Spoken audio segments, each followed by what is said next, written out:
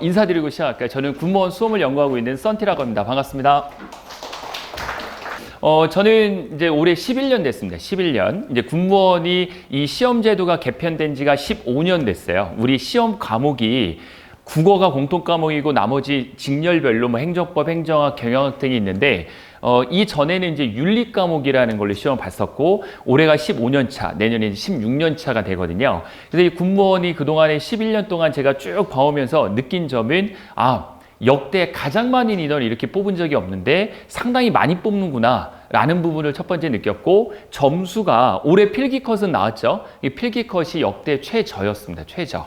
그래서 이제 그런 부분에 대해서 여러분들에게 소개를 드릴 거고, 내가 과연 내년에 이 군무원 시험에 합격할 수 있을지 그 부분은 가장 궁금하실 거예요. 어느 정도 수준이고 어느 정도 준비를 하면은 또 합격하고 나서 어떤 일을 또 하게 될지 뭐 여러 가지 고민이 많으실 텐데, 이 나눠드린 용지에다가 궁금한 사항 자세히 적어주시면 제가 설명회 한 1시간 10분 정도 진행을 하고 끝나고 나서 질의응답을 계속 이 자리에서 받도록 그렇게 하겠습니다.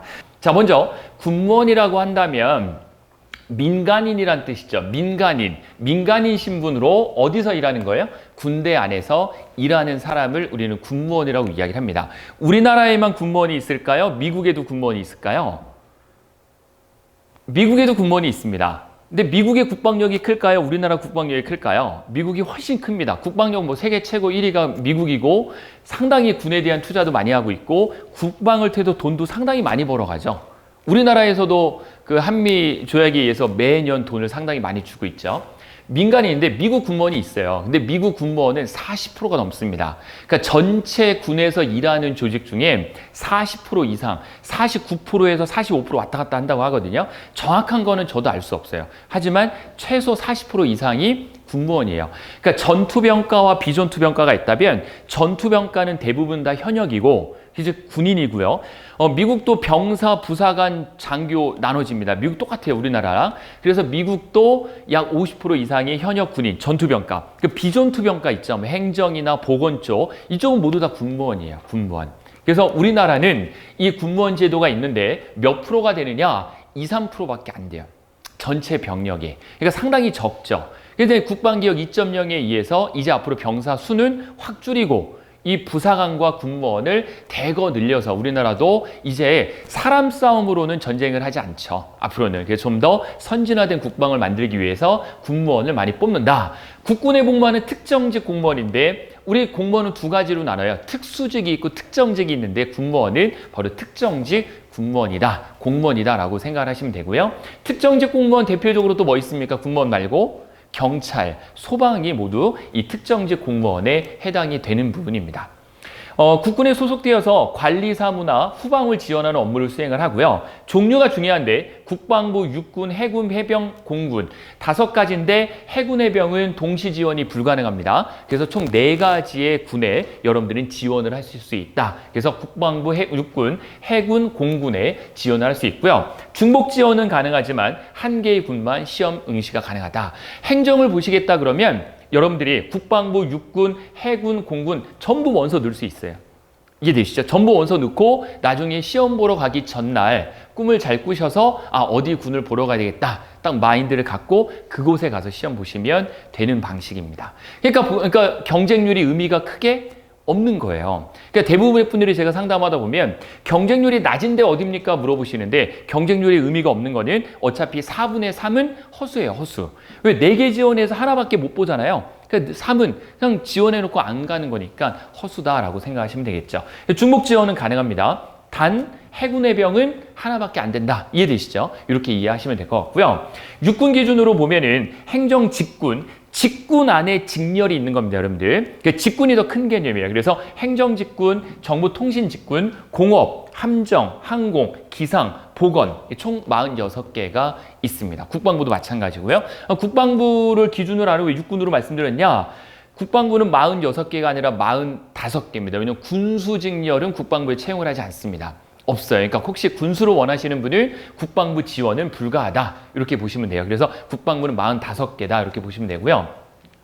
자, 다음 이제 전체적인 시험 절차인데 필기 시험을 언제 보신다고 했죠? 내년 7월 첫째 주 토요일 날 가능성이 제일 높고요. 아니면 6월 마지막 주 6월 27일인가 그럴 거예요. 그때 볼 수도 있어요. 그래서 7월 달에 필기 시험을 보시고 합격자 발표가 나면 신원조회를 하시는 거예요. 그 신원에 문제가 없으셔야 됩니다. 두 가지를 보죠. 범죄 사실 조회.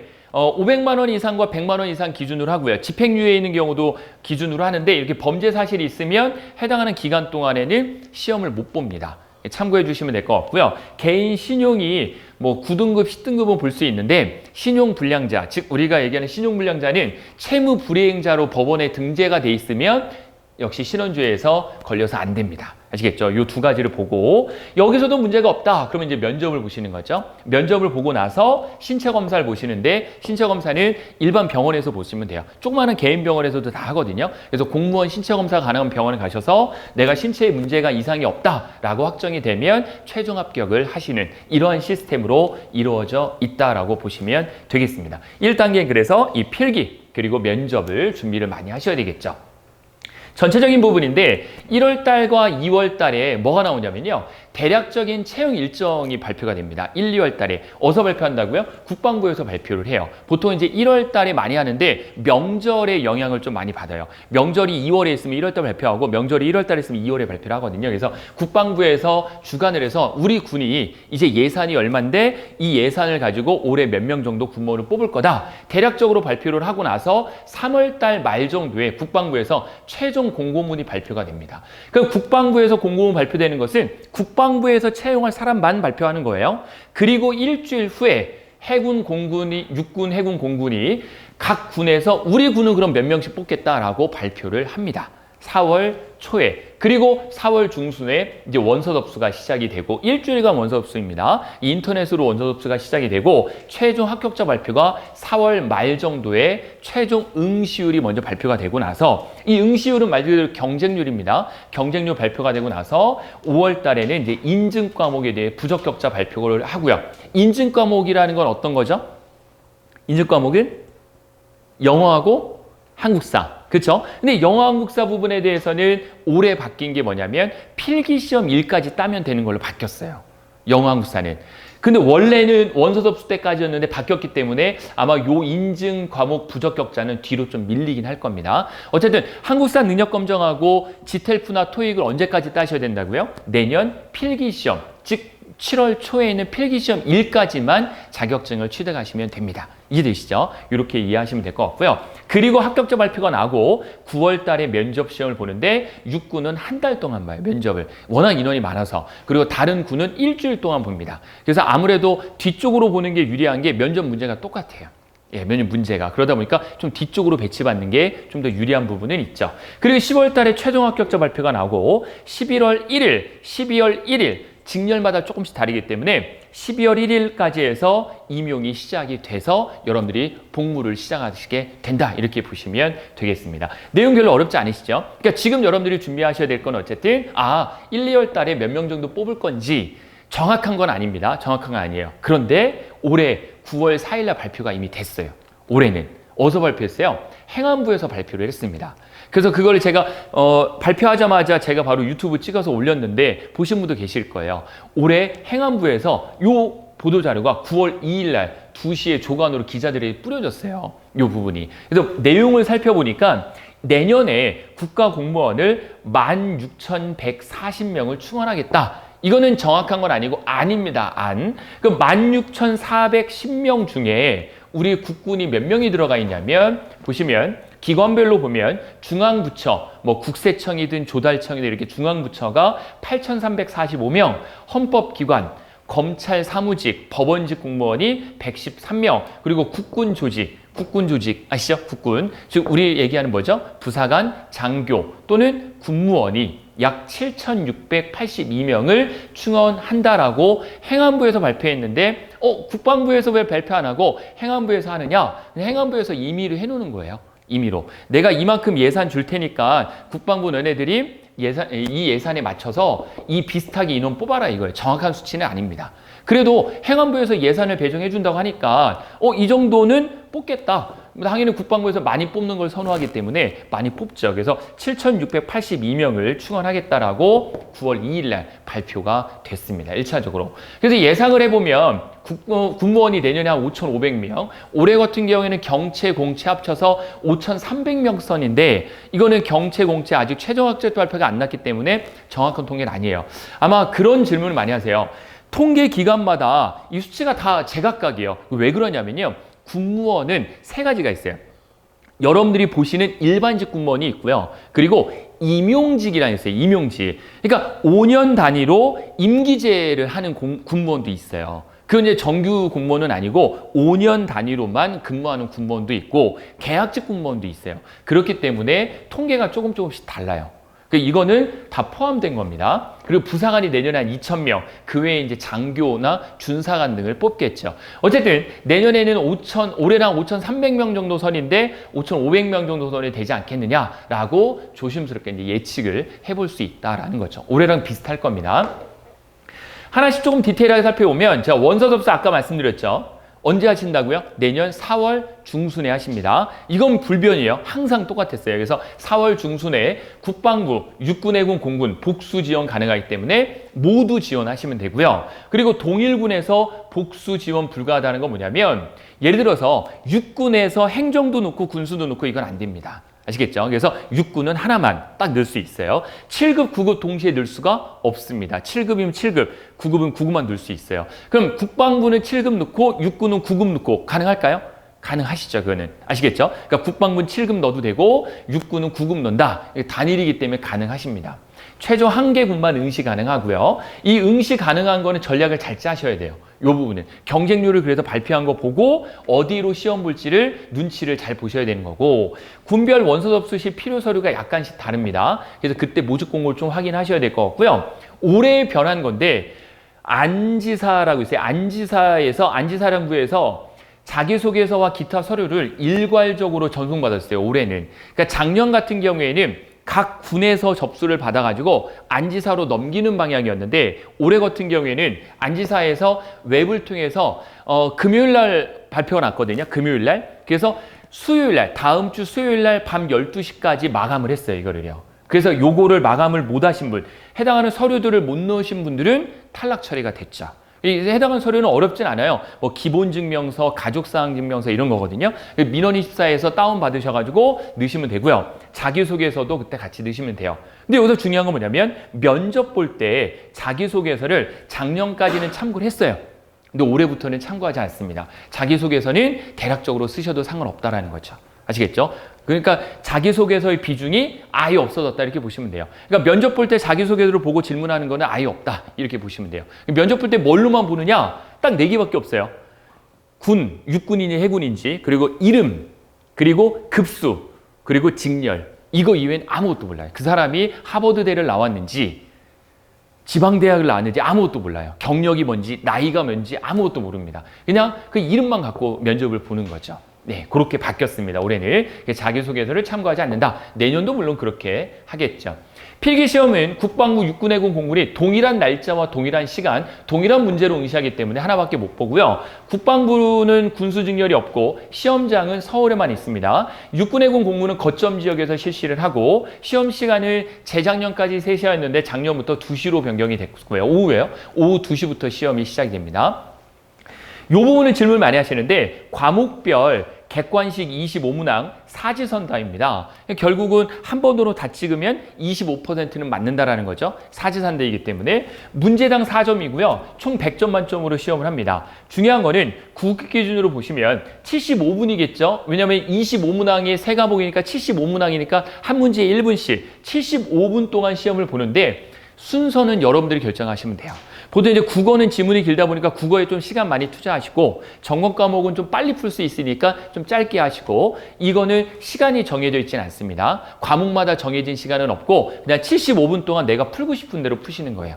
시험 문제는 한 번에 다 제공을 합니다. 이해되시죠? 어떤 개념인지. 그리고 문제당 시간은 본인이 자유롭게 결정하시면 되고 한 문제당 보통 1분씩이고 공무원처럼 조정 점수가 없습니다. 왜냐하면 직렬마다 시험 과목이 정해져 있기 때문에 T점수, 우리가 이제 T점수 계산하는 거는 하지 않는다. 그냥 과목마다 4점씩이다. 이렇게 이해하시면 되겠습니다. 이해되시죠? 필기시험 어떻게 보시는 거지?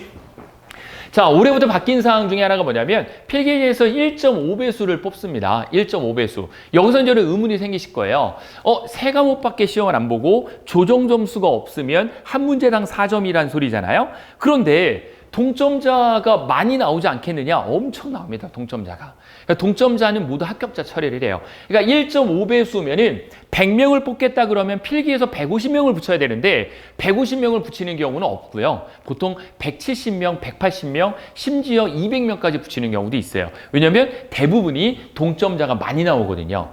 이해되시죠? 그래서 특히 행정 같은 경우에는 2배수까지 뽑는 적도 있어요. 2배수를 뽑으면 면접에서 반을 떨어뜨린다는 소리겠죠. 그렇게 이해하시면 될 것 같고 행정 직렬만 올해는 문제 공개를 했고 나머지 45개 직렬은 문제 공개를 안 했습니다. 하지만 내년에 군수까지는 할 것 같아요. 지금 분위기가. 네. 근데 행정직은 문제 공개를 하고 보니까 문제 오류가 너무 많았어요, 올해. 행정학이 25문항이잖아요. 그 중에 4문제가 문제 오류였어요. 그걸 국방부에서 인정을 하고 모두 정답 처리해주고 중복 정답 처리를 해줬어요, 올해. 그러니까 국방부 입장에서는 문제 공개하기가 싫겠죠. 왜 문제 공개했는데 한 문제로 붙고 떨어지고 막 굉장히 중요한데 4문제. 행정학 과목에서만. 그러니까 이게 이제 문제 논란이 좀 많이 있죠. 그래서 문제 수준이나 문제 내는 어떤 성향이 그때그때 좀 다르고요. 순차적으로 모두 공개한다고 하는데 내년에 군수직렬을 공개하지 않을까 생각을 하고요. 9급은 공채 국어는 모두 보셔야 되고 전공 2과목, 7급은 전공 3과목. 혹시 경채 준비하시는 분 계신가요? 난 경채 하고 싶다. 경력 채용이에요. 경력 채용. 없으세요? 현역 군인분 혹시 없으세요? 현역 군인? 역시 없으신가요? 알겠습니다. 네. 그럼 경채 부분은 좀 빼고 설명을 드리도록 하겠습니다. 경채 부분은.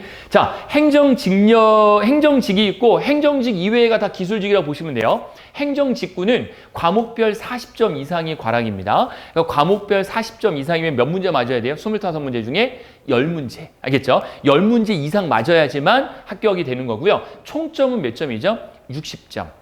이해되시죠? 그러니까 총점 60점까지밖에 합격이 안 되고 59점은 무조건 과락으로 떨어진다. 근데 기술직에는 과목별 40이라는 컷은 있는데 과락 기준은 없어요. 그래서 기술은 예를 들어 시설이라든지 뭐 이런 쪽은 41, 2점도 합격생들이 나와요. 평균 41, 2점도. 예, 미달인 경우도 많고요. 필기시험은 최종 합격에 몇 프로 반영한다고요? 50%. 이거를 오늘 여러분들 좀 알고 가셔야 돼요. 굉장히 중요한 내용이에요. 필기 합격의 50%를 반영을 하고요. 그럼 면접에서 몇 프로예요? 50%. 이해되시죠? 면접에서 50%예요. 이게 5대5예요, 5대5. 그러니까 필기에서 50%, 면접에서 50%. 필기 점수로 근무지 선정하는 기준은 있는데 어디밖에 없어요? 해군해병밖에 없어요. 그러니까 필기 점수가 높으면 좋은 이유는 해군해병에서 근무지 선정의 우선순위를 받습니다. 우선순위. 그러니까 해군해병을 지원하실 분들은 필기가 고득점인 게 좋겠죠. 왜냐하면 그래야지만 근무지 선정에 도움을 받으니까요. 나머지 군은 어떻게 하느냐? 뒤에서 말씀드리겠지만 필기 성적은 들어가지가 않습니다.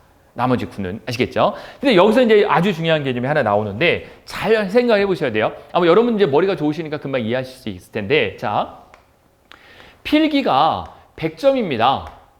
이해되시죠? 평균 100점이에요. 총점 300점이고 9급 기준으로 설명을 드릴게요. 9급 기준으로. 7급 기준으로는 400점이겠죠. 자, 면접은 몇 점 만점입니까? 면접은 25점 만점입니다. 면접은 25점 만점. 자, 그러면 여기에서 50% 반영을 하고요. 여기에서 50% 반영을 합니다. 됐죠? 근데 이렇게만 나와 있어요. 군무원 인사법의 시행규칙 올해 7월 달에 개정된 거 보면은 이렇게만 나와 있어요. 5대5로 반영을 하겠다. 그 내막을 들어봤을 때 이거 가지고 해석이 정말 많습니다. 필기 시험이 결국은 최종 합격을 당락을 할 거다. 이런 얘기들도 있는데 사실은 그렇지 않고요. 보세요. 100점이죠? 그중 50%면 몇 점이에요, 이게? 50점이라는 소리겠죠? 점수를 치면. 맞죠? 25점에 50%는 몇 점이라는 소리예요? 12.5점이라는 소리겠죠? 그럼 이건 몇 점이에요, 전체가? 62.5점이라는 소리겠죠? 그럼 우리 군무원은 62.5점을 만점으로 뽑는 시험이 아니거든요. 몇 점으로 뽑는 거예요? 100점 만점으로 뽑는 거예요. 100점 만점으로. 그래서 이 50% 50점이 아니고 100점 중에 50%를 인정한다니까 50점이 맞아요. 이건 맞고 25점 중에 50%는 얘랑 똑같이 해서 50%이기 때문에 곱하기 2를 하죠. 그래서 12.5점이 아니라 50점이 되는 거예요. 50점. 그래서 몇 점이에요? 100점으로 간다는 거죠. 이해되시죠? 이렇게 이해하셔야 돼요. 아까처럼 12.5점을 이해하시면 안 돼요. 그럼 여기서 이제 여러분들이 생각할 때, 필기 점수를 합격 컷이 70점인데, 내가 맞은 점수가 70점인 사람이 합격을 하겠죠? 합격 컷이 이거면. 근데 다른 사람은 82점이래 합격이에요. 82점. 그러면 이 사람은 무조건 합격할까요? 면접을 봐야 되죠. 그럼 면접을 꼴등해도 합격할 수 있을까요? 그게 이제 중요한 부분이에요. 면접을 꼴등하면은 82점이면 내가 이 사람보다 12점이 높으니까 필기에서 12점이 높으면 안정권이 아닙니까? 라고 생각을 하시는데 어떻게 평가를 하냐면요. 면접 25점이잖아요. 이 25점을 수, 우, 미, 양, 가로해서 사람을 나누는 거예요. 사람을 나눈다고요. 그러니까 여러분 잘 생각해 보세요. 요번에 육군 9급 행정이 401명이 합격했어요. 401명. 401명을 몇 분씩 면접을 보냐면 30분씩 배정해서 면접을 보거든요. 실제로 면접 보는 거 5분에서 10분밖에 안 돼요. 근데 면접관이 채점을 해야 되기 때문에 401명을 내가 처음부터 끝까지 전부 평가하면 형평성이 그래도 맞아요. 하지만 내가 401명을 전부 면접을 볼 수 있다? 불가능하죠. 면접을 보러 가면 실이 3개가 있어요. 육군은 3개, 국방부는 5개 실이 있거든요. A, B, C 실이 있어요. 내가 A로 들어갈지 B로 들어갈지 C로 들어갈지 몰라요. 그러면 면접관 성향에 따라서 점수를 잘 주는 면접관이 있고 점수를 잘 안 주는 면접관이 있잖아요. 그렇겠죠. 그리고 면접은 군인도 보고 대학 교수님이 와서 면접을 같이 보거든요. 그러니까 대학 교수가 예를 들어서 성격이 좋으신 분은 점수를 잘 줄 거고 성격이 조금 안 좋고 까칠하신 분들은 점수를 안 줄 건데 합격자가 A에서는 많이 나오는데 B에서는 많이 안 나온다. 그럼 이거 형평성이 어긋난 거 아니에요? 평가 주체가 달라버리면은 A하고 B하고 평가 주체가 다르기 때문에 이건 형평성이 어긋나죠. 그럼 A로 들어간 사람이 훨씬 유리할 거 아니에요? 그렇죠. 그래서 이제 국방부에서는 고민인 거죠. 이게 어떻게 해야지 형평성에 맞출 수 있을까? 방법을 짜는 건 뭐냐면 A, B, C, 육군은 3개의 실이 있는데 A, B, C에서 자 수는 예를 들어 15% 전체 A로 들어간 사람 중에 수는 15%를 가려줘라. 우는 20%, 미는 50%, 미가 제일 많겠죠. 뭐 양가 뭐 이렇게 이거 퍼센트는 정확한 거 아니에요. 제가 임의로 한 거예요. 퍼센트는 제가 물어봐도 안 알려주더라고요. 국방부에서. 그것까지 알려줄 수 없다. 하지만 등급을 나눈다. 그래서 내가 면접을 보고 수등급에 들어간다. 그러면 25점. 우등급에 들어간다. 20점. 미등급에 들어간다. 15점. 양 10점. 가 5점. 이렇게 되는 거예요. 이렇게. 그럼 내가 수등급 들어가는 거랑 우등급 들어가는 거랑 몇 점 차이에요, 여러분들? 몇 점 차이에요? 25점, 20점 몇 점 차이에요? 5점 차이잖아요. 면접 5점은요. 면접 5점은 필기 몇 점이랑 똑같은 거예요? 20점하고 똑같은 거예요. 머리 좋으시네요. 그렇죠. 그러니까 면접에서 필기에서 12점이 내가 낮다 하더라도 면접에서 등급 하나만 더 맞으면 끝나는 거죠. 그래서 양가 그룹은 무조건 탈락. 무조건 탈락 안 할 수도 있어요. 왜냐하면 자 10명 뽑는데 11명이 왔어요. 면접을 한 명만 떨어뜨리면 되잖아요. 가그룹 들어가는 사람 떨어뜨리겠죠. 그럼 양도 붙을 수 있어요. 근데 대부분은 양가는 거의 떨어진다고 보시면 되고 수는 무조건 붙는다 보시면 돼요. 근데 미에서 여기서 점수로 나누는 거예요. 미 그룹에서 점수를 나누는 거죠. 대부분이. 이해되시죠? 그래서 어쨌든 면접이 그만큼 중요하다라는 거죠. 면접이. 그러니까 필기는 우선은 컷을 넘기는 게 우선이에요. 여러분들이 볼 때. 그러니까 필기는 우선 어떻게 하시면 되냐면 우선 컷을 넘기면 대부분의 분들이 이런 얘기를 하세요. 제가 필기 컷이 70점인데 제가 71점입니다. 면접을 잘 보면 합격할 수 있습니까? 라고 말씀하시는데 아무 상관없어요.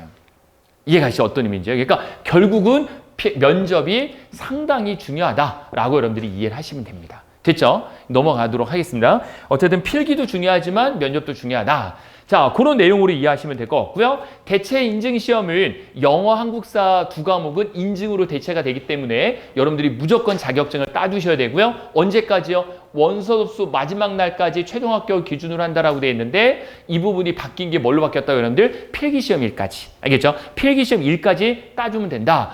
높은 점수를 받아도 가산되는 건 전혀 없으니까 그냥 여러분들이 그 등급만 넘기시면 됩니다. 토익 990점이어도 아무 상관없습니다. 공채만 해당되고 경채는 대체 인증시험 안 하셔도 됩니다. 어차피 필요 없으니까요. 그렇게 보시면 됩니다. 자, 서류 인정 기간이 바뀌었어요, 올해. 그래서 한번 말씀을 드릴 건데 혹시 토익 있으신 분 계세요? 토익 자격증 있으세요? 몇 년도에 따셨죠?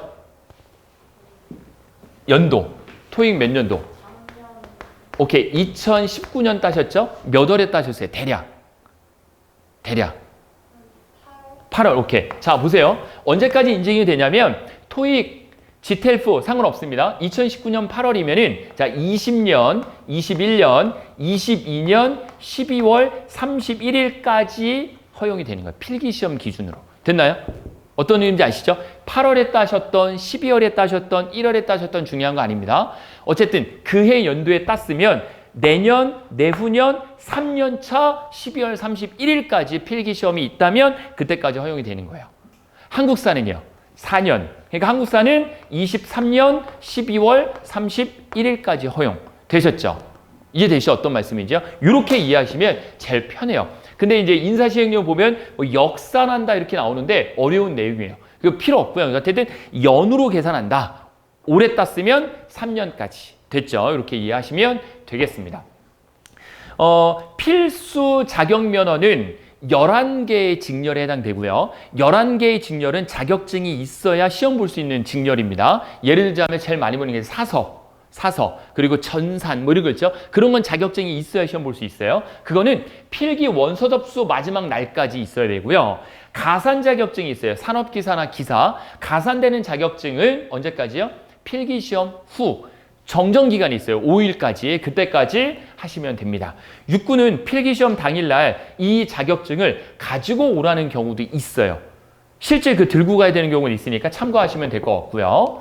자, 면접 부분에 대해서 아까 제가 간단히 말씀드렸으니까 뭐 중요한 건 아니에요. 나중 문제니까 우선요. 필기 합격자 중에 신원 진술서를 제출을 하고 어디 제출한다고요? 안지사에. 아시겠죠? 안지사에 인터넷으로 접수합니다. 신원에 문제가 없는 사람을 대상으로 진행을 하고 만약 신원에 문제가 있다면 면접 대상자에서 부적격자 처리가 될 수도 있다. 국방부는 서울, 강남 또는 용산에서 면접을 보는데 올해 같은 경우에는 용산에서 진행을 지금 하고 있고 육군해군 공군은 대전 계룡대 인근 대학에서 봅니다. 그래서 육군 같은 경우는 어디서 보냐면 계룡시 있어요. 대전 옆에 계룡시. 거기에 인사사령부 건물이 있어요. 이정문 앞에. 거기서 인사사령부를 보고 해군 공군 같은 경우는 항상 어디서 봤냐면 대전의 건양대학교, 충남대학교에서 봤는데 올해 같은 경우에는 유성 컨벤션홀이 있어요. 유성에 가면 대전에 거기서 현재 진행을 하고 있습니다. 면접관은 3인에서 5인으로 되어 있고 면접관 대상자 1명, 나 혼자 들어가는 거예요. 1대 다면접으로 진행을 하고요. 블라인드 면접이기 때문에 이름, 직렬, 직급만 알고 전혀 모릅니다.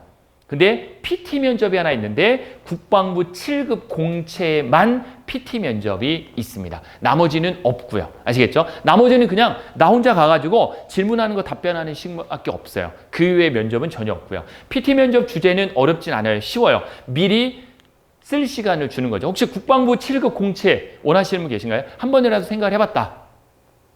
생각. 네, 계시죠? 그분들은 올해 기출문제를 저희가 다 수집을 했거든요. 예를 들어 뭐냐면 군무원의 위상을 높일 수 있는 방안에 대해서 서술하시오. 그러면 A4 용지를 이렇게 줘요. 그러니까 A4 용지에다 여러분들이 쭉 쓰는 거예요. 그냥 써가지고 가져가서 이거 그냥 발표하는 거예요. 그냥 보고 읽어도 되고요. 보고 읽지 않아도 되고요. 그러니까 아주 쉬워요. 어렵게 생각할 필요는 전혀 없습니다. 그러니까 압박 질문은 그냥 물어보죠. 예를 들어 한미동맹에 대해서 찬성하냐 반대하냐? 저는 한미동맹 반대합니다. 그럼 무조건 떨어지는 거죠. 그러니까 그런 식의 문제들이에요. 문제가 압박 질문은 그렇게 나오고 PT는 오히려 더 쉽다. 이렇게 생각을 하시면 되겠습니다. 임용유예제도라는 게 있고 임용대기제도라는 게 있는데 임용유예제도라는 것은 최대 2년까지 가능합니다. 공채만 해당되고 경채는 안 됩니다. 임용유예 사례는 크게 3가지 경우밖에 없는데 학업을 마쳐야 되는 경우. 그러니까 예를 들어 대학교 4년제를 다니는데 1학년 마쳤어요. 임용유예가 됩니까? 돼요. 임용유예는 돼요. 2, 3학년까지밖에 못 다녀요. 하지만 4학년 못 다녀요. 근데 학교에서 수업료만 내면 졸업시켜줄게. 그러면 할 수는 있어요.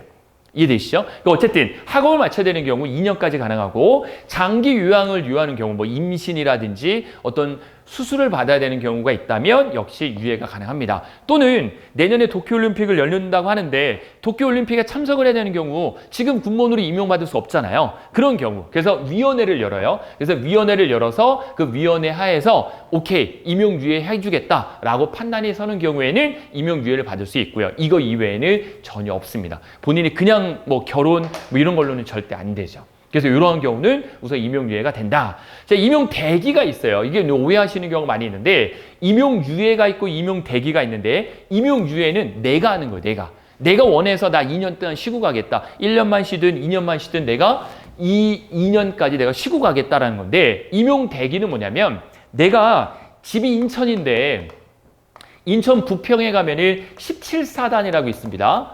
인천 부평이라고 들어보셨죠? 그 부평 가면 17사단이 있는데 나 17사단 인천 부평에서 근무하고 싶다. 근무지를 내가 결정하는 거예요. 육군은요. 내가 원하는 부대를 내가 결정하는 거예요. 1, 2, 3 지망으로 해서. 근데 17사단에 나도 지원하고 친구도 지원하고 다른 사람도 다 지원해가지고 17사단에서는 1명만 뽑아야 되는데 3명이 지원했어요. 그럼 2명을 떨어뜨려야 되잖아요. 그래서 거주지하고 성적을 보고 떨어뜨리거든요. 그래서 떨어뜨렸어요. 그럼 나는 어디로 가요? 강원도로 배치받아요? 전혀 그런 거 없어요. 민간인이기 때문에 내가 가고 싶은 부대를 지정했는데 그 부대에 TO가 없다면 부득이하게 대기하고 있는 거예요. 대기. 그러니까 난 기다리고 있는 거예요. 내 이 부대 가려고. 기다리고 있으면 한 달 후에 그러니까 한 달씩 연락이 와요. 다음 달에 TO가 생겼는데 오시겠습니까? 그러면 오케이 하면 이제 가서 근무를 시작을 하는 거죠. 평균 전체 합격생의 30-40%가 임용 대기 받아요. 예, 이해되시죠? 임용 언제 된다고 했죠? 11월 1일, 12월 1일.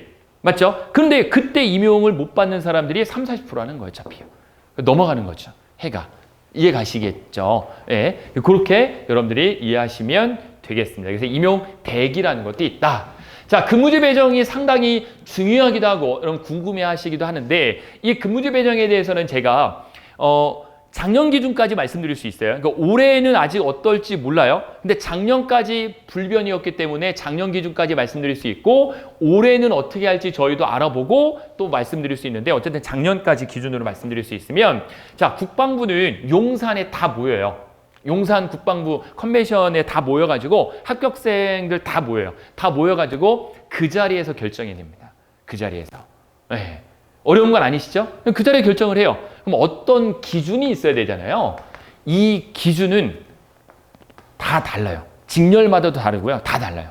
그렇기 때문에 이 부분에 대해 명확하게 국방부에서도 답이 없어요. 그래서 제가 합격하시는 분 물어봤어요. 뭐 어떤 경우에서는 본인이 원하는 부대, 원하는 근무지를 선택했다라고 하는데 왜 안 알려주냐면 국방부가 어디에 있죠? 우리는 용산에 있다고 생각하시잖아요. 근데 용산에만 국방부가 있을까요?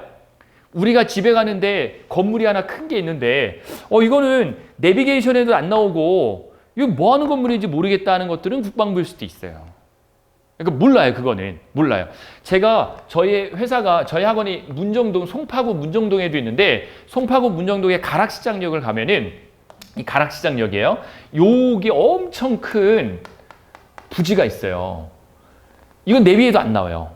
이거는. 그리고 아예 그냥 뭐 정말 이게 접근할 수 없게 나무들로 막 돼 있고 엄청 번화한데 여기 아예 몰라요. 이런 곳에 이런 곳이기 때문에 근무지가 어디로 어떻게 배치된다라는 거는 이제 얘기를 잘 안 해줍니다. 안 해줘요. 그래서 그건 여러분들이 좀 참고하셔가지고 국방부로 가면 무조건 용산 근무할 수 있다. 그건 잘못된 생각입니다. 그렇지 않을 수도 있어요. 심지어 군사정보는 출장을 또 많이 가요. 해외로 파견도 많이 가고, 그래서 보통 요즘은 태국을 통해서 북한 사람들이 많이 우리나라로 들어오는데 태국 같은 데 많이 출장을 가죠. 실질적으로. 그래서 그런 경우도 있다. 어쨌든 그 자리에 모여서 가능하고 대리 출석도 가능합니다. 해외에 있는데 출석할 수 없잖아요. 그래서 대리 출석이 가능합니다. 국방부는. 자, 육군 공군은 똑같은데 어떻게 하냐면 근무지 리스트를 우리에게 줍니다. 최종 합격자에게. 그러면 그 리스트가 쭉 있으면 내가 1지망, 2지망, 3지망 어디 가고 싶다라고 해서 내가 이렇게 지망을 해서 우편으로 보내요. 아시겠죠? 인사사령부에서 보내면 거기서 보고 선택을 해주는 방식입니다. 그러면 내가 1, 2, 3지망 다 떨어졌어요. 그럼 뭐 한다고요? 임용 대기. 아시겠죠? 그럼 1, 2, 3지망 다 떨어지고 내가 집이 인천인데 강원도로 배치받으면 어떡합니까? 절대 그런 일은 없습니다. 아시겠죠? 민간인이기 때문에 강원도 가면은 여러분 군복무는 집이 안 나오거든요, 기본적으로. 근데 군인은 나와요, 집이. 그러니까 군인은 이제 장교는 2년에 한 번씩 저런 왔다 갔다 시킬 수 있는 게 집을 주잖아요. 근데 집을 안 주고 어떻게 가서 근무하라고요? 말이 안 되는 거죠. 그거는 아니다. 해군해병은 아까 말씀드렸어요. 해군해병은 후보 원서를 들고 본부에 방문을 해서 즉석에서 근무지를 배정을 하는데 어떻게 오라가냐면 필기성적 순으로 오라고 해요. 그래서 그 자리에서 본인이 가고 싶은 무대를 결정을 하는 방식이다. 어려운 내용은 아니시죠? 이렇게 이제 배정을 합니다. 자, 다음을 보겠습니다. 여기까지가 이제 전반적인 시험에 대해서 제가 말씀드린 거고, 필기 시험을 보고 최종 합격자에서 이렇게 근무지까지 말씀을 드렸습니다. 이제부터 중요한 게 뭐냐면 이제 직렬 선택이죠. 직렬 선택과 합격 가능하겠느냐, 내가 공부를 어느 정도 하는데 가능하겠느냐, 요거 이제 고민을 좀 해봐야 될 필요가 있겠죠. 우선은 공무원을 기준으로 말씀드릴게요. 공무원 9급 기준으로 말씀드리면 보통 합격생들이 가장 많이 나오는 게 2년차, 3년차가 가장 합격을 많이 하는 차수거든요. 2년차는 만 1년을 넘은 거고 3년차는 만 2년을 넘은 거예요. 보통 요 정도가 가장 합격생이 많이 나와요, 9급 공무원이.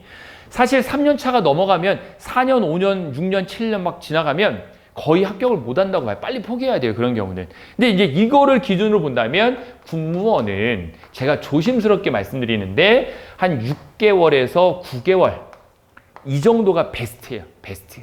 이 정도가. 이 정도 개월입니다. 연이 아니에요. 이 정도 공부를 해서 합격하는 경우가 제일 높아요. 오히려 9개월보다 6개월이 합격생이 더 많이 나와요. 비율로 따졌을 때, 명수가 아니라 비율로 따졌을 때 합격률이 훨씬 높아요. 왜 그러냐면요. 시간이 많으면, 시간 여유가 많으면 집중도가 떨어져요. 시간이 짧으면 집중도가 더 높아지거든요. 짧게 공부해서 합격하는 가장 좋은 시험은 전 이거라고 봐요. 이거 군무원. 네. 그 이유를 설명을 드릴게요. 직렬과 같이 한번 말씀을 드려보겠습니다. 자.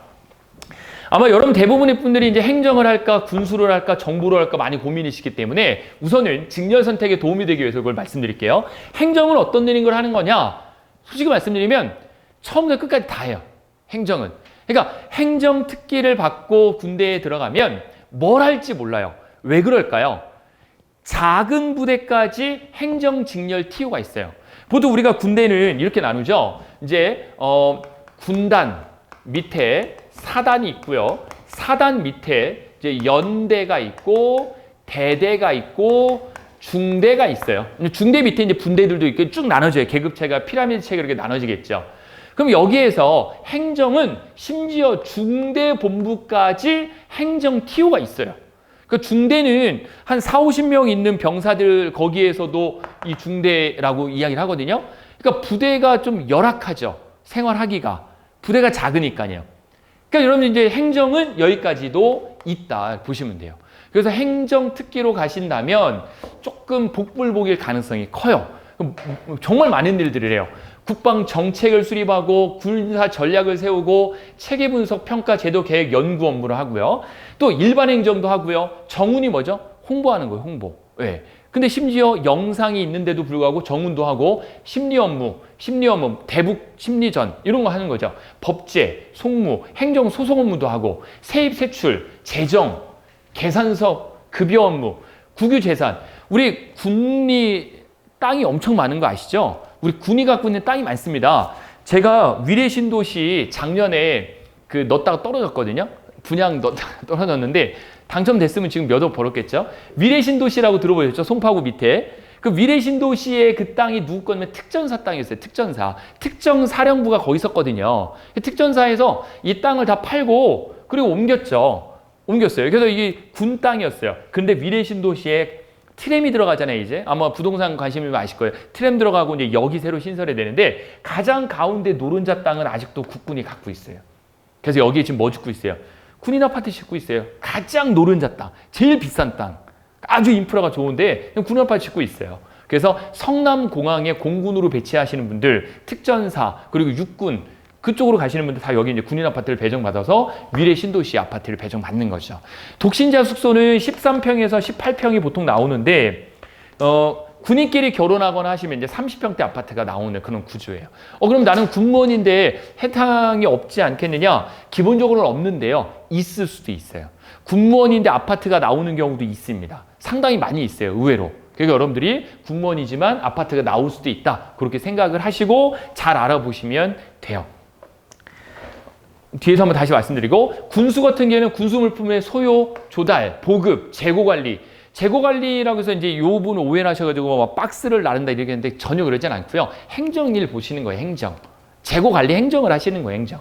그리고 정비 계획을 세우고 물자 수불 해야죠. 청구 해야죠, 당연히. 이런 업무들. 그리고 물품의 생산, 공정, 품질관리, 안전관리, 지원활동 등을 하는 건데 제일 많이 하는 게 군수. 저는 사실 제 성향상 저는 이 중에 간다면 저는 군수를 갈 가능성이 높아요. 왜냐면 저랑 성격이 좀 맞거든요. 이 군수가 뭐 하는 거냐면 예를 들어서 우리 육군의 배터리 담당이다. 그 육군의 배터리 올해 예산이 30억이 있어요. 그럼 이 30억을 돈을 써야 돼요. 내가 군수 군무원으로 돈을 써야 돼요.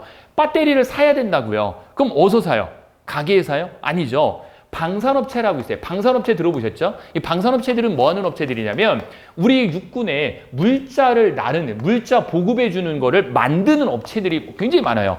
그러니까 이 업체 리스트 중에 내가 배터리를 살 업체들 리스트가 이게 20개가 있다. 그럼 이 20개 업체들을 불러다가 브리핑을 하고, 자, 니네들이 이제 서로 각자 업체들이 이 예산에 맞는 배터리 납품 계획에 대해서 브리핑을 하고 입찰을 통해 가지고 최종 업체를 선정하는 거죠.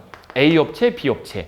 그래서 선정을 해가지고 A 업체에서 배터리 받아갖고 돈 주고 B 업체에서 받아갖고 이제 돈 주고 이런 업무들을 하는 거예요. 그러니까 군수에서 배워야 될 게 뭐죠? 돈을 잘 써야 되니까 경영학을 배우는 거예요. 그래서 군수에서 경영학 배울 필요가 사실 뭐 있어요? 물자 보급하는 건데 그런 이유에서 배우는 거예요. 그래서 경영학 과목이 군수에는 들어간다. 그래서 굉장히 갑 오브 갑이죠. 이건 정말 갑이야, 갑.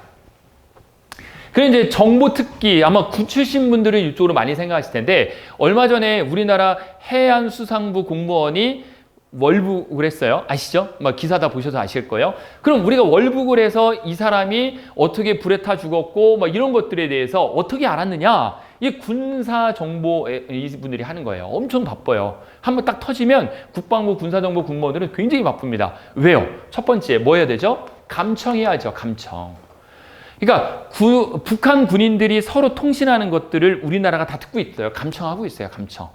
그리고 두 번째 뭐 하셔야 돼요? 인공위성에서 지상에 있는 물체 15cm가 이 물체까지 구별할 수 있는 능력이 지금 우리나라에 있거든요. 그러니까 15cm 물체, 요 정도 되는 물체까지 뭔지도 판별할 수 있어요. 그래서 북한군의 동향을 이 인공위성으로 다 지켜보고 있어요. 다 지켜보고 있는 거예요, 이미. 이런 업무들을 하는 거예요, 이런 업무들. 그러니까 이제 군사 정보가 되겠죠. 그러다 보니까 이쪽은 뭐가 강해야 돼요? 군사 용어도 좀 잘 알아야 되고 하다 보니까 군 장교 출신 분들이 전역하고 다 일로 가는 거예요. 일로. 그러니까 여러분들 중에 혹시 군 출신이다 라고 하면 이것도 괜찮죠. 근데 단점이 있어요. 교대 근무를 좀 해야 될 수도 있어요. 예, 24시간 오픈돼 있어야 되니까 교대 근무가 있다라는 단점이 있고요. 기술 정보는 우리나라가 예를 들어서 아파치라는 헬기를 사와야 되는데 아파치라고 하는 이 헬기가 우리나라의 지형지물에 맞을까 이런 거 고민해야 되는데 현역들이 잘 몰라요. 그래서 군무원인 민간인 신분으로 아파치에 대한 이 헬리콥터의 또는 전투기의 성능 분석 등을 하는 거, 기술에 대한 정보를 수집하는 것들을 하는 게 기술 정보다. 이렇게 이해하시면 되겠습니다. 자, 혹시 이거 이외에 혹시 고민하는 직렬이 있으실까요? 이거 이외에. 괜찮아요. 편하게 말씀하세요. 어떤 거죠? 뒤에 있는 분 먼저. 어느 거예요? 건축. 아, 건축. 요번에 건축 저희가 면접 많이 했거든요. 건축직렬분들. 요번에 저희가 면접만 200명 넘게 했어요. 그래서 단일 면접으로만 저희가 이 면접 상당히 학생분들 많이 봐줬는데, 건축 쪽이 솔직히 일이 힘들어요. 일이. 건축 전공하셨죠? 네. 일이 조금 힘들긴 한데, 그래도 뭐 건축은 우리가 생각하는 그 일 그냥 하시는 거예요.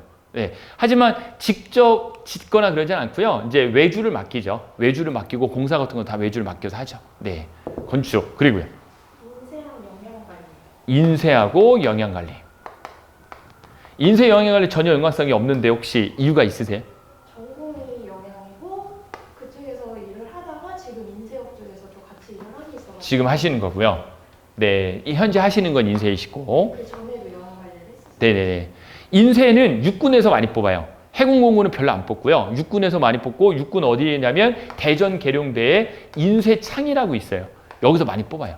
인쇄창. 그래서 아마 대전에서 근무하실 수 있다, 가능하다 그러면 인쇄 쪽을 좀 추천드리고, 영양관리 워낙 적게 뽑으니까요. 한두 명. 올해 같은 경우에는 한 명인데 4명 필기 합격했더라고요. 이 4분 중에 2분이 저희 학원에서 이 영양관리 쪽으로 면접을 하셨어요. 그래서 저희가 알거든요.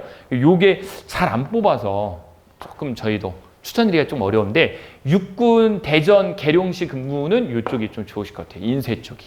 네, 말 그대로 인쇄하시는 거예요. 가서. 네. 본인이 인쇄를 다 하지는 않고요. 본인이 계획 세우는 거고, 군무원은 실제로 가서 복사에 돌리거나 그러진 않나요. 네, 계획 세우는 거예요. 계획. 또 전자통신. 네, 혹시 어느 쪽에 좀 관심을 많이 계세요? 전자 쪽으로, 좀 더 전자 쪽으로. 자격증은 있으시고요. 네. 전자 쪽. 뭐 비슷한 거니까요. 통신보다는 저희도 전자를 좀 더 추천을 드려요. 여성분은. 왜냐하면 통신은 유선이고 무선이 있는데 좀 힘들 수가 있어요. 네. 특히 무선 같은 경우에는 좀 더 힘들어요. 네. 그러다 보니까 전자 쪽. 전자 업무 하시는데 본인이 전자제품 가서 뭐 이렇게 수리하거나 그런 건 아니고, 역시 외주를 맡겨서 다 진행을 하는 그런 계획을 보통 세우죠. 전자 쪽도 계시군요. 또 있으세요? 또? 항공기체나 기관. 네, 좋습니다. 항공기체기관 보기라는 게 있거든요. 근데 보기는 왜 안 하시고요? 그냥 기체 기관이 나요. 네. 그럼 어쨌든 항공 관련된 부분은 정비 쪽이라고 보셔야 되겠죠. 그래서 항공 정비 쪽 관련된 항공 정비사 자격증 있으세요? 몇개더 따려고. 아, 따셔서 하시려고요. 빨리 하셔야 되겠네요. 네. 그 올해 같은 경우에는 보기를 좀 뽑긴 했어요. 보기, 항공 보기. 잘 모르실 거예요. 항공 보기 쪽은. 네. 그쪽은 어쨌든 정비 업무를 하신다. 실무를 보세요. 실무를. 그건 실제로. 네. 그 서류는 하는 건 아니고, 네. 실무를 보실 거죠. 네. 또 있으세요? 이거 이외에. 네. 되셨죠? 넘어가 보겠습니다. 그러면 다음으로 넘어가서 시험 과목은 아까 말씀드렸던 내용입니다. 국어 공통 과목이고 전공 과목 2개. 참고만 하시면은 직렬별로 다 가능하실 거고요. 자, 그 다음에 이 부분 때문에 이제 제가 집중해서 여러분들에게 말씀을 드리려고 하는데, 제가 아까 말씀드렸죠. 공무원하고 이제 군무원하고 비교했을 때 얘는 한 6개월에서 9개월 정도면 합격 가능하다. 충분히 가능성이 있다. 오히려 6개월이 합격자가 더 많이 나온다. 그 이유가 여기 있습니다. 보세요. 국방부 기준으로 보면 행정 7급, 행정 9급인데, 행정 7급, 행정 9급이 올해 5명 뽑고 59명 뽑았는데 589명 지원해서 117.8대 1. 이것만 보면은 142.9대 이것만 보면은 와, 이거 100대 1 넘는데 어떻게 합격하나 막 이런 고민을 하실 거예요. 중복 지원 가능하다 했잖아요. 중복 지원. 이 중에 어차피 4분의 3은 허수예요. 허수. 어차피. 이해되시죠? 어차피 허수예요. 안 와요. 시험 보러 안 온다, 이 필기시험을. 그런데 19년도에는 그래도 높았어요. 90점. 합격 컷이. 근데 올해 보세요, 올해. 78점. 86점이었는데 74점. 70점대로 합격할 수 있어요. 국방부 행정은. 근데 저는 개인적인 여담이지만 행정 7급을 할 건데 굳이 78점씩이나 맞아가지고 국방부 갈 필요가 전혀 없다고 봐요. 전혀 없어요. 왜냐하면 힘들어요. 힘들어요. 우리가 왜 공무원 안 하고 왜 군무원 하시려고 하시는 거예요? 첫 번째, 민원 업무가 없다. 최고죠. 최고죠. 동사무소 주민센터 가면 너무 힘들거든요. 삶의 질에 있어서 공무원의 삶의 질이 굉장히 떨어져요. 네, 굉장히 떨어집니다. 특히 저는 13년간 국세청에 있었거든요. 그러니까 국세청에서 뭘 했냐면 국세공무원, 세무공무원이 되면 일주일씩 합숙하시면서 5일 동안 하루 8시간씩 제가 직무교육을 했어요. 13년간. 지금 이제 코로나 때문에 작년까지 하고 올해는 쉬고 있는데 13년 동안 국세청에 모두 합격하신 분들을 13년간 계속 봤어요. 너무 힘들어하세요. 너무 힘들어하세요. 정말. 처음에는 막 열의에 타 있는데 너무 힘들어하세요. 저는 굳이 할 필요가 있을까, 공무원을. 두 번째 좋은 건 야근이 없다. 최고죠, 최고죠. 야근이 없는 거. 그러니까 삶의 질이 굉장히 높은 거예요. 공무원이. 그래서 이쪽으로 많이 하려고 하는데 그나마 민원 업무는 없지만 야근이 있는 거는 국방부거든요. 국방부. 바빠요. 국방부 장관 한 번 바뀔 때 엄청 바빠요. 비상이죠. 조직이 작아서 그래요. 상위 부대이고 조직이 작다 보니까 해야 할 일이 굉장히 많습니다. 요거보다는 행정 7급을 하신다 그러면 무조건 육군 하세요. 육군. 이 영상을 보신 분들이나 아니면 여러 명 오신 분들이라면 혹시 행정을 생각한다 그러면 무조건 7급. 그중에 6급. 죄송합니다. 육군. 왜 그럴까요? 이거를 모두 만족시킬 수 있는 군은 육군의 행정의 7급입니다. 저는 이제 나이가 좀 먹어서 그래요. 제가 20대로 돌아간다고 했을 때 군무원 시험을 준비한다고 하면 저는 무조건 일로 가죠. 어디에 근무하느냐? 대학교 근무입니다. 대학교 근무. 대학교에 학군단이라고 있어요. ROTC라고 있어요. 그 ROTC 내에서 근무하는 거예요. 왜 좋을까요? 방학 때 1시에 끝나죠. 그리고 대학교의 교직원들이 야근이 엄청 많습니다. 대학교 교직원분들은 월급이 많거든요. 그만큼 야근이 굉장히 많아요. 왜? 입학 신경 써야죠. 취업 신경 써야죠. 근데 단 1도 이런 거 신경 안 써도 돼요. 네, 너무 좋아요. 너무 좋아요. 그래서 7급 TO의 80%가 대학교 근무예요. 그래서 7급 달고 주사잖아요. 주사. 5년 동안 대학교에서 근무하는 거예요. 편하게. 그리고 결혼도 하시고 아이도 가지시고 그리고 6급 다는 거죠. 6급 달고 상급 부대로 옮기면 되는 거죠. 6급 TO는 아니거든요. 7급 TO니까 5년 정도 있으면 6급 달거든요. 6급 달고 나오는 거예요. 얼마나 좋아요. 최고죠. 그러면은 여기 누구랑 근무하느냐? 대령하고 근무해요. 대령, 학군단장이 대령이나 중령이에요. 학군단장. 그리고 밑에 훈육관이, 훈육관은 대위예요. 대위. 근데 중요한 거는 학군단장하고 훈육관은 곧 전역할 사람들이라 힘들게 안 해요.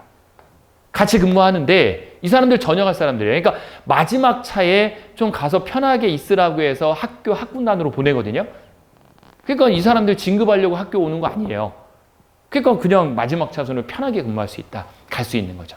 엄청 좋습니다. 제가 봐온 모든 군무원 중에 가장 땡큐는 바로 이 부분이에요. 육군. 행정 7급. 올해 엄청나게 많이 뽑았어요. 항상 3, 40명 뽑을 때도 많았다고 했는데 올해 116명.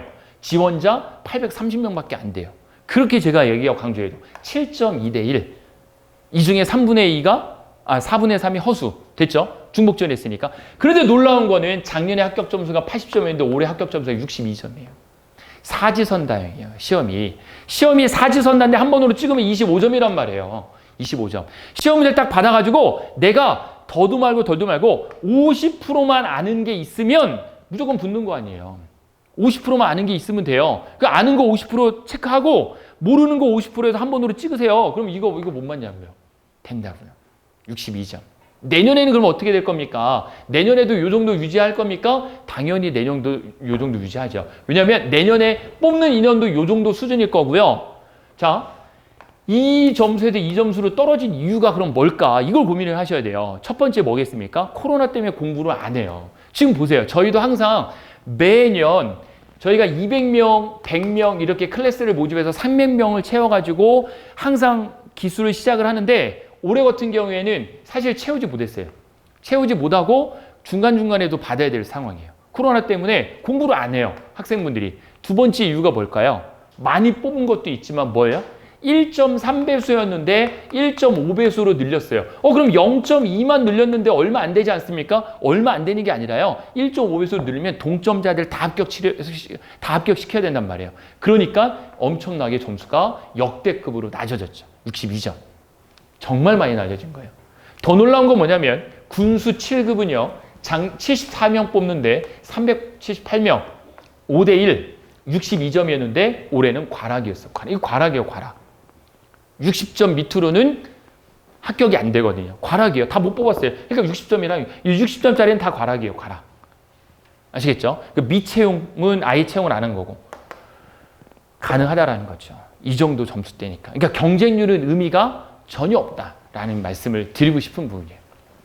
됐죠? 그래서 이 중에 혹시라도 그러면 여러분들이 결정을 할 때 제가 도움을 드리기 위해서 자, 내가 공부를 좀 했고 인문 쪽, 경영학과나 행정학과 쪽, 이 국어국문학과나 사범계열 이런 쪽 나왔다면 한 번 정도 요거 도전해 볼 만 하시고요. 이공계 나왔고 공부를 해본 적이 없고 한 수능 한 5등급 뭐 이 정도 5등급 정도 6등급 정도였다. 그러면 사실 좀 어려울 수도 있어요. 왜냐면 경지학을 해야 되기 때문에 좀 어려울 수 있어요. 그렇다 그러면 군수 9급을 하세요. 군수 9급.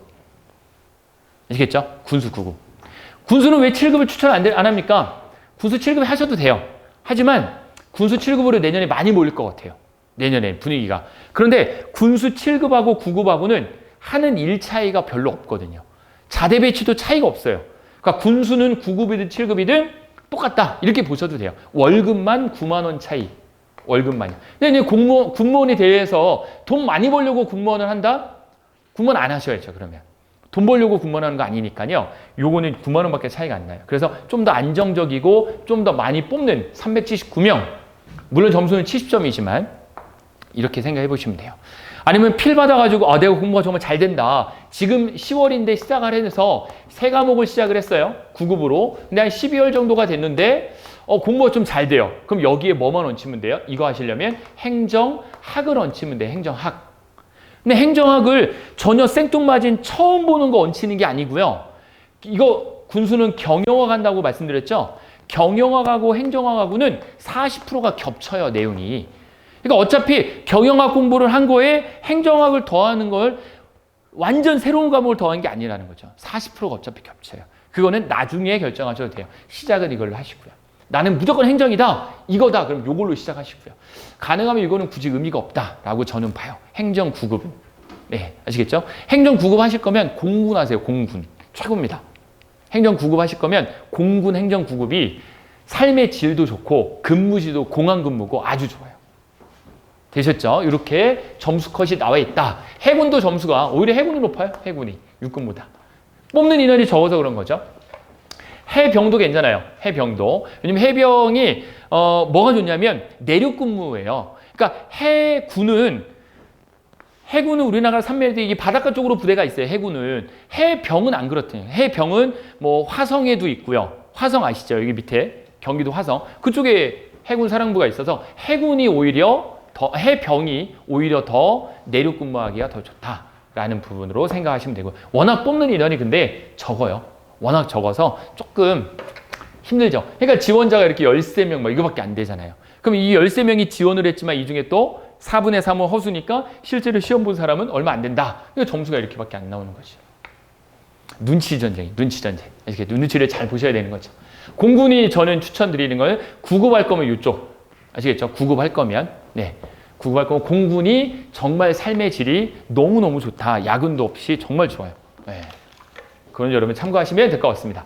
자, 그러면 이제 군무원이 되면 지원 자격과 특전은 7급은 만 20세 이상 누구나 가능하고요. 이거는 만 20세가 안 되면 어떻게 하느냐? 상관없어요. 왜냐하면 임용일 기준이기 때문에 임용일 기준으로 만 20세가 넘으시면 됩니다. 아시겠죠? 임용일 기준이라는 거. 8급 이하는 만 18세. 8급 이하라는 건 8급과 9급을 말하는 거고 만 18세를 말하는 거고요. 대한민국 국적을 가진 사람, 외국 국적을 가진 사람은 안 됩니다.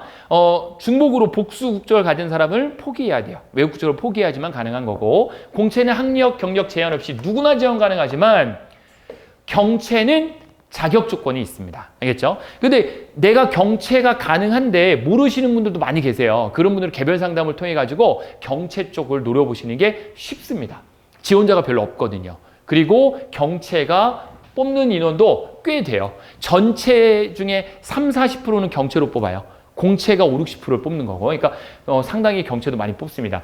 특전은 군복지 혜택을 그대로 받고, 연금은 군인연금 아닙니다. 공무원연금, 내 집 마련의 기회, 생필품 구매, 연금 판매라는 거는 PX가 있어요. PX에서 살 수 있죠. 네, 소주 한 병에 400원 뭐 이렇게 살 수 있는 아주 좋은 기회인 것이죠. 네. 그리고 자녀 학비 보조되고요. 지속되는 권익 신장, 뭐 엄청나게 군번이다. 그럼 예전하고 다르게 요즘은 상당히 뭐 올라갔죠. 권익에 대해서 상당히 올라갔죠. 자, 이제 지금부터 출발한다면 10월 24일 날 한국사 능력검정 시험이 있는데 이거 따주시는 게 좋습니다. 왜냐하면 10월 24일 날 한국사 능력검정을 못 따면 그 다음 시험이 내년 2월이거든요. 그 내년 2월 달까지 그러면 한국사도 못 따고 계속 그러면 그거에 꽂혀 있으면 안 되죠. 본 공부, 국어 플러스 전공 과목에 올인하셔야 되기 때문에 한국사 능력검정을 10월 24일 거를 무조건 따주셔야 된다라는 말씀을 드리고 지텔프를 하세요. 토익보다 지텔프가 훨씬 쉽거든요.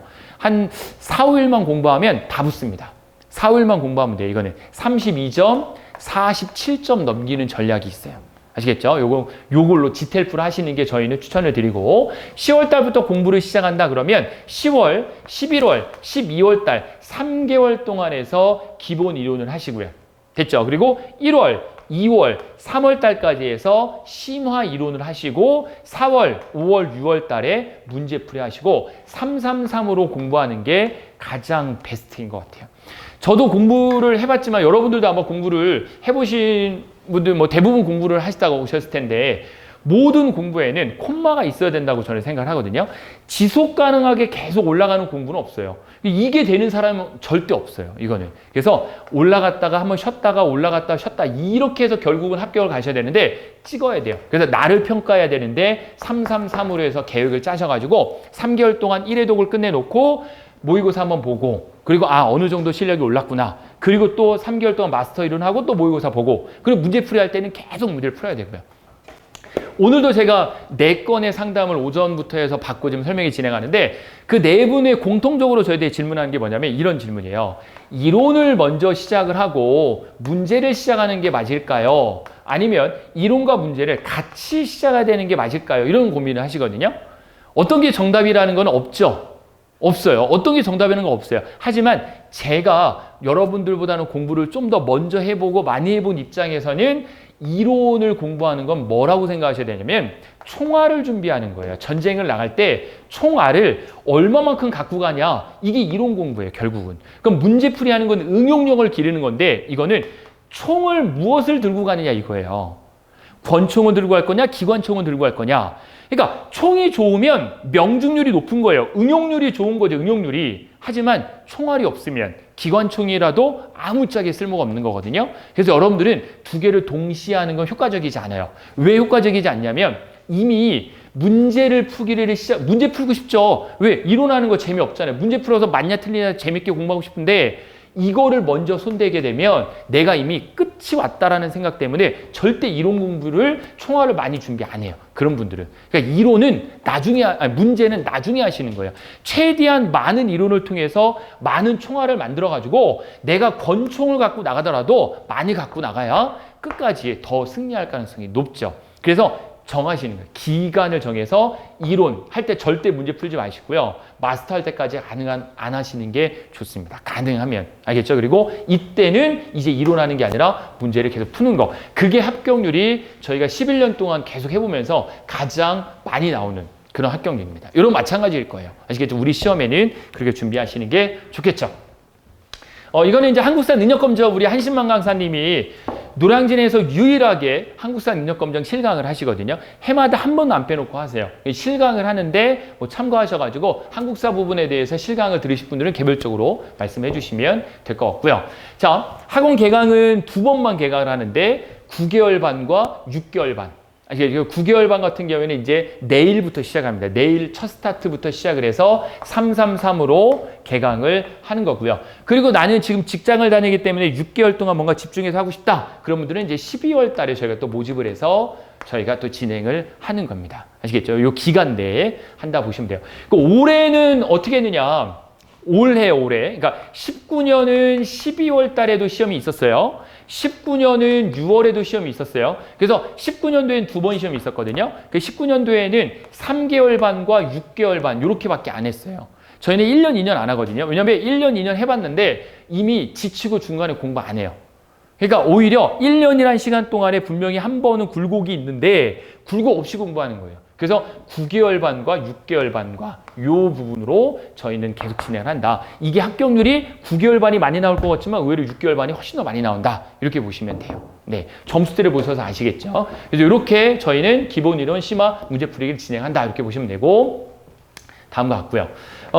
제가 여러분들 뭐 학원에서 실강을 듣든 인강을 듣든 혼자 독학을 하든 추천드리는 거는 학원 실강이 가장 합격률은 많이 나오고 근데 시간이 안 되거나 거리가 멀다 그러면 인강을 통해서 하셔야 되는데 플랜을 이렇게 짜시라는 거예요. 10월 달부터는 기본 이론. 그러니까 모든 공부는요. 뭐 저보다 공부를 더 잘하시는 분이 계시겠지만 자 여기에 제가 서 있어서 이 꼭지로 올라가야 돼요. 여기에 깃발을 뽑으러 가야 되는데 내가 여기에서 앞에 있는 나무들을 보면서 이 깃발을 뽑으러 가면 바로 앞에 있는 나무들만 보면서 간다 그러면 이렇게 왔다 갔다 하게 갈 수도 있어요. 더 힘들어요. 뭘 봐야 될까요? 깃발을 보면서 가야 되는 거예요. 깃발을 보면서. 그렇게 공부를 하셔야 돼요. 그래서 기본이라는 거는 뭐냐면 너무 디테일한 것까지 전부 다 하면 너무 시간도 걸리고 너무 힘들어요.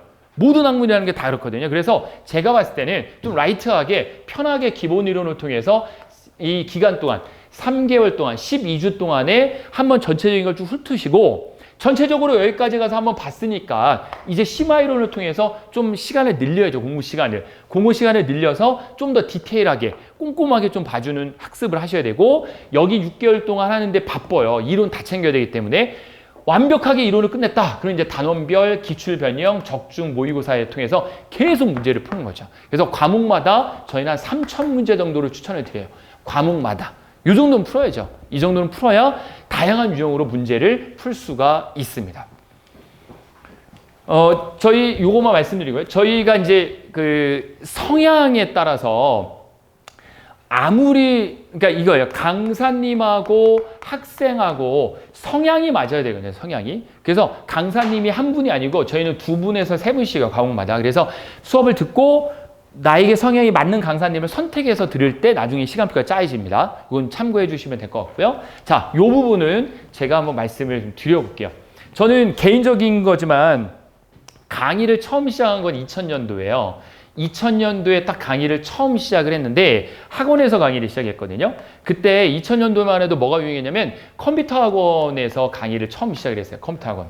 그리고 2002년도 월드컵 할 때 그때 대전에 있는 대전 여상이 있어요. 대전 여상에 이제 기간제 교사로 들어가서 대전 여상에서 강의를 하다가 그리고 이제 2006년도에 대학교에 어떻게 보면 상당히 어린 나이에 임용을 받아요. 겸임교수 임용을 받고 대학교에서 9년 동안 계속 학생들을 가르쳤어요. 그리고 나서 이제 안식년을 맞이해서 잠깐 쉬었다가 다시 한국을 와보니까 이게 자리 잡을 데가 없는 거예요. 대학을 가자니 대학은 다 계약직이고 대학 교수들이 다 계약직입니다, 여러분들. 다 계약직이에요. 이게 딱 겉으로는 좋은데 다 계약직이에요. 정교수는 학교에 한두 명 있을까 말까요? 별로 없어요. 전 또 지방대였기 때문에. 그래서 고민이 많았어요. 그래서 학원에서 이제 근무를 하기 시작을 하는데 제가 학원에서 이제 11년 됐거든요. 11년. 학원에서 근무한 지는. 근데 학원에서 근무를 하고 많은 수업을 만나보니까 이 에빙하우스의 망각의 곡선대로 공부를 해야 되겠더라고요. 보니까. 제가 추천드리는 거는 뭐냐면 자, 어차피 여러분들이 국어는 이미 공부를 해봤죠. 수능을 하든 뭘 해봤어요. 근데 국어 이외의 과목에 대해서는 전공 과목을 공부를 안 해본 분들이 대부분일 텐데 자, 기억력을 공부를 시작을 합니다. 공부를 쭉 들어요.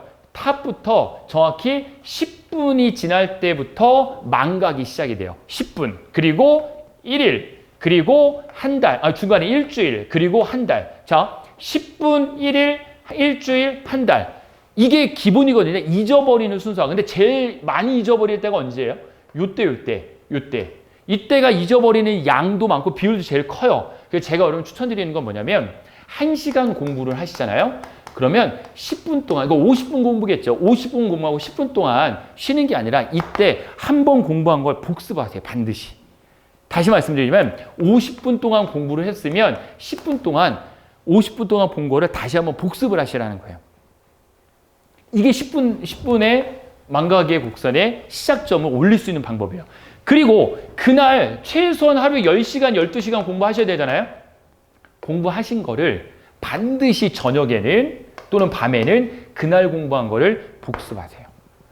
혹시라도 당일날 복습이 어려우면은 다음 날 오전까지는 무조건 복습하셔야 돼요. 1일 단위로 복습하셔야 돼요. 그리고 일요일 날은 아무 스케줄도 잡지 마시고 월요일부터 토요일까지 공부한 거를 일요일 날 복습하세요. 그리고 무조건 월에 하루를 잡고 일요일에 한 달에 4번이잖아요. 4.2일. 4번, 4일 동안 공부한 거를 한 달에 한 번씩 하루를 잡아가지고 반드시 복습하셔야 돼요.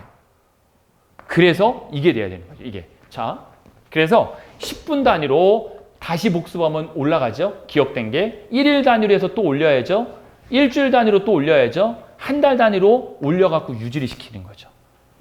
이렇게 공부하셔야 돼요. 그래서 복습의 중요성을 대부분은 몰라요. 그냥 나 이래도겠다 그렇게 끝내시는데 해독하는 게 중요한 게 아니라 복습을 통해서 얼마만큼 기억하느냐가 중요한 거거든요. 복습하셔야 돼요. 이렇게 이 습관으로 복습하시는 거예요. 한 달까지만. 알겠죠? 그럼 한 달 동안 이렇게 해놓고 뭐 2달, 3달 이렇게까지 후에 복습할 필요는 없어요. 그리고 다시 회독을 해야죠. 한 달 한 다음에. 아시겠죠? 또 2회독, 3회독을 하는 거죠. 그래서 제가 좋아하는 저랑 같은 종친인 우리 황남기 교수님이 계신데 우리 황남기 교수님이 보통 10회독, 20회독 막 이렇게 얘기를 하시거든요. 사실 20회독은 하라고 이렇게 강조를 하는데 7급은 20회독을 솔직히 어떻게 합니까? 회독하는 방식이 있는 거죠. 방식이. 예, 그래서 처음부터 끝까지 1페이지부터 600페이지까지 되는 거 페이지 600페이지를 20번 보라는 소리가 아니고 복습한 걸 또 복습하고 또 복습하면서 시간을 줄여가는 그런 말씀이에요. 그래서 이 복습의 의미가 상당히 중요합니다. 그래서 제가 추천드리고 싶은 거는 실강으로 1회독을 듣든 인강으로 1회독을 듣든 1회독을 들었다면 쉬는 시간 10분 동안 놀지 마시고 반드시 복습하시고 24시간 안에 반드시 또 복습하셔야 돼요. 그리고 2회독을 하는데 일주일 안에 인강을 통해서 또 1.5배속을 또 들으세요. 알겠죠? 이걸 복습이라고 생각하시는 거예요. 그리고 종료에 즉시 1시간 동안 또 복습하시고 3회독은 이제 월 단위 교재를 통해서 인강이나 이런 걸 통한 게 아니라 이미 실강 듣고 인강 들으신 분들은 교재를 통해서만 빨리빨리 한 번 더 보는 습관. 이걸로 해서 6개월에서 9개월만 기억하고 계시면 돼요. 1년, 2년 필요 없어요.